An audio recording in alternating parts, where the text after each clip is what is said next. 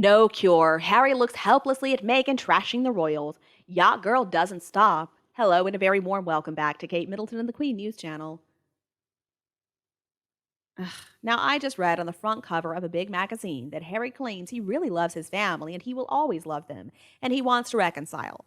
But Harry's also saying that he doesn't have any regrets about his book Spare. Now, I'm not sure if it's just that he's an idiot, that he has some kind of learning disability, or maybe he has dementia and he's in the very last stages. Because I'm wondering why exactly would the gruesome twosome, who have told so many lies and then even lied about their lies, say that they're finished with their current full time job of trashing and trying to harm Harry's side of the family? Specifically, his father, King Charles, his stepmother, Queen Consort Camilla, his brother, Prince William, and his sister in law, Catherine, the Princess of Wales. Actually, if you ask me, most likely Harry's just trying to spend more time with them so that he can get some more dirt. And I don't even know why they're still at it, because it should be clear to them by now that trashing the royal family has not harmed the monarchy the way that Harry and Meghan were hoping that it would. See, the senior royals are still enjoying some favorable ratings from the public, and their popularity has not suffered. Meanwhile, Harry and Meghan are not doing so well. People are not happy with them, and the ratings show it. According to polls, people in the US are just as sick of them as people in the UK are. The only reason people in the UK talk about Meghan and Harry at this point is just to laugh at them and tell jokes about them.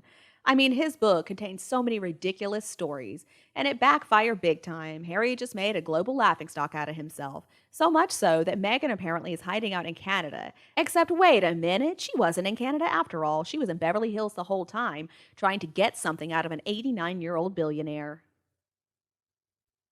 And Meghan and Harry still believe they are these perfect philanthropists serving the world and promising donations to all kinds of charities. So why would the two of them change tactics at this point? I mean, don't they realize that with every swipe taken at the senior royals, they're just hurting their own reputations? Is it even possible for Meghan and Harry to switch gears this late in the game? Is it even possible for them to figure out some way to make Hollywood, the royal family, the toxic UK, people in South Africa, Australians, Oprah, everybody? Is it possible to make everybody fall in love with them or even fall in like with them? Is it even possible at this point?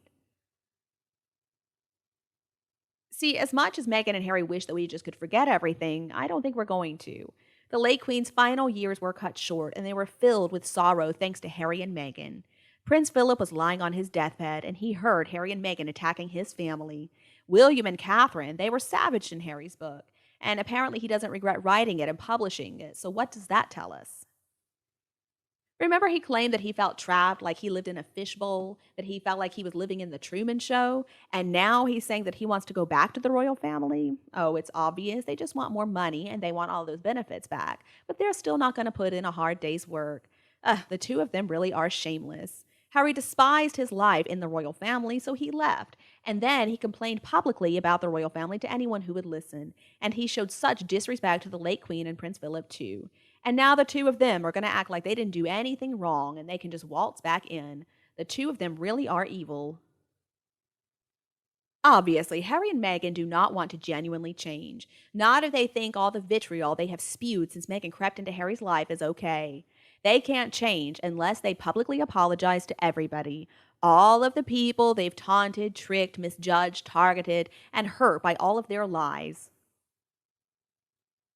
They need to give every single person in the UK and really all around the world a big formal apology, and they need to tell their sugars to back off. Maybe then we'll believe that Harry and Meghan's rebranding is really going to happen. I don't think the royal family, though, will be holding their breath on that one. We all know what they're really like, and there are not many people who can forget what they're capable of doing and how easy it was for them to trample over others in an effort to propel themselves up. So, you know what, Harry and Meghan, the joke's on you. I think this is just another attempt at rebranding, but they are not capable of changing. They want everything the royal family has, but they don't want to have to work for it. No one can ever trust them because they're always going to use their spiteful, nasty tactics to get their way. They should just be cut off and they should just be left alone to implode. I bet Meghan already has her next victim lined up.